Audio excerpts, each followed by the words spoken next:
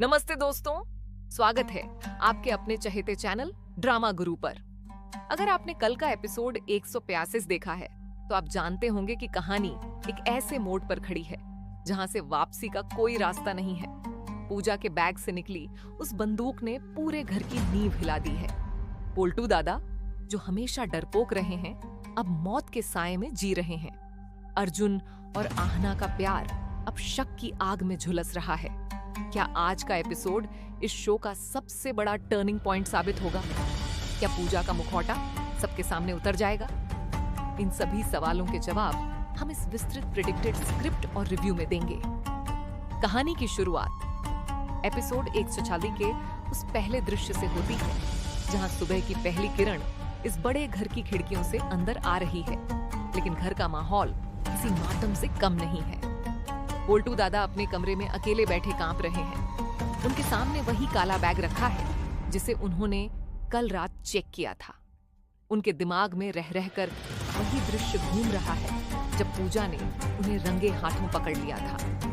पोल्टू की आंखों में आंसू हैं और दिल की धड़कनें इतनी तेज हैं कि उन्हें बाहर तक सुना जा सकता है। तभी कमरे का दरवाजा धीरे से खुलता है और पूजा अंदर कदम रखती है। उसके चेहरे पर कोई शिकन नहीं है, बल्कि वही पुरानी रहस्यमयी और शैतानी मुस्कान है। वह पोल्टू के पास आती है और बहुत ही ठंडे स्वर में पूछती है कि क्या उन्हें रात भर नींद आई। पोल्टू की आवाज गले में ही फंस जाती है। पूजा उस बंदूक को बैग से निकालती है और उसे बड़े प्यार से साफ करने लगती है जैसे वो कोई खिलौना हो। वह कहती है कि यह बंदूक उसके परिवार की विरासत है जो केवल दुश्मनों के लिए इस्तेमाल की जाती है। पोल्टू को समझ नहीं आता कि वह पूजा के साथ इस घर में सुरक्षित है या नहीं। उधर आहना और अर्जुन के कमरे में एक अलग ही जंग छिड़ी हुई है। अर्जुन पूरी रात बालकनी में टहलता रहा है। उसकी आंखों के नीचे काले घेरे साफ बता रहे हैं कि उसने एक पल के लिए भी अपनी पलकें नहीं झपकाई। आहना जब सोकर उठती है और अर्जुन को उस हालत में देखती है तो उसका दिल पसीज जाता है। वह उसके पास जाकर उसका हाथ थामने की कोशिश करती है, लेकिन अर्जुन झटके से अपना हाथ पीछे खींच लेता है।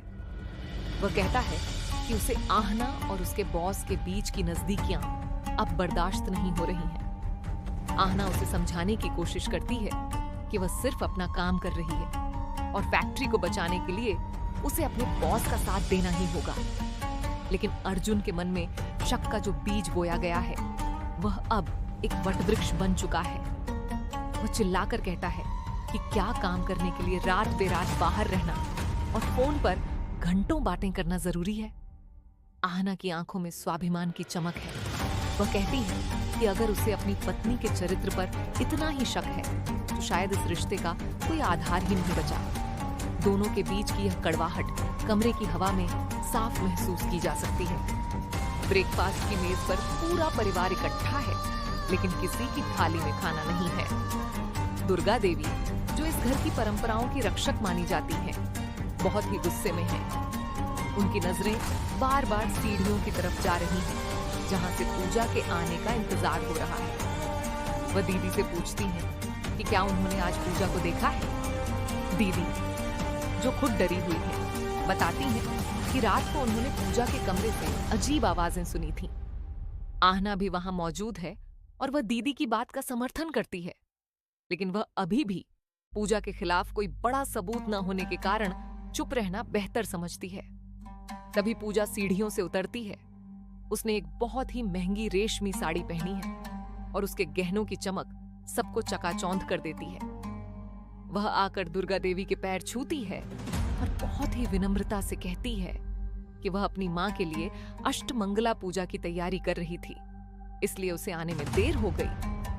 उसकी इस मासूमियत के पीछे कौन सा तूफान छुपा है ये सिर्फ पोल्टू दादा जानते हैं, जो मेज के एक कोने में दुबक कर बैठे हैं। पोल्टू दादा का सब्र अब जवाब दे चुका है।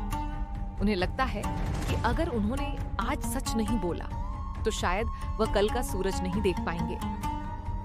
नाश्ते के बाद वह चुपके से दीदी को फोन करते हैं और उन्हें अपने पुराने कमरे में बुलाते हैं। दीदी जब वहां पहुंचती हैं तो पोल्टू दरवाजा अंदर से बंद कर लेते हैं। वह दीदी के पैरों में गिर जाते हैं और रोने लगते हैं। वह कहते हैं कि उन्हें पूजा से बहुत डर लग रहा है।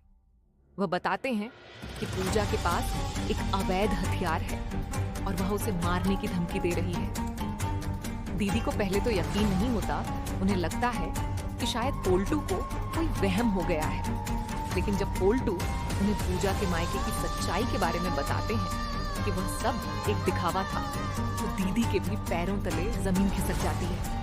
वे दोनों तय करते हैं कि वे आहना को सब सच बता देंगे, क्योंकि इस घर में केवल आहना ही है जो इतनी हिम्मत रखती है। लेकिन वे इस बात से बेखबर थे कि पूजा ने कमरे के बाहर एक जासूसी डिवाइस लगा रखी है और वह उनकी हर एक योजना को लाइव सुन रही है। पूजा के चेहरे पर एक डरावनी हंसी आती है और वह बुदबुदाती है, पोल्टू, तुमने अपनी मौत को खुद दावत दी है। अगले दृश्य में हम देखते हैं कि आहना अपने बॉस के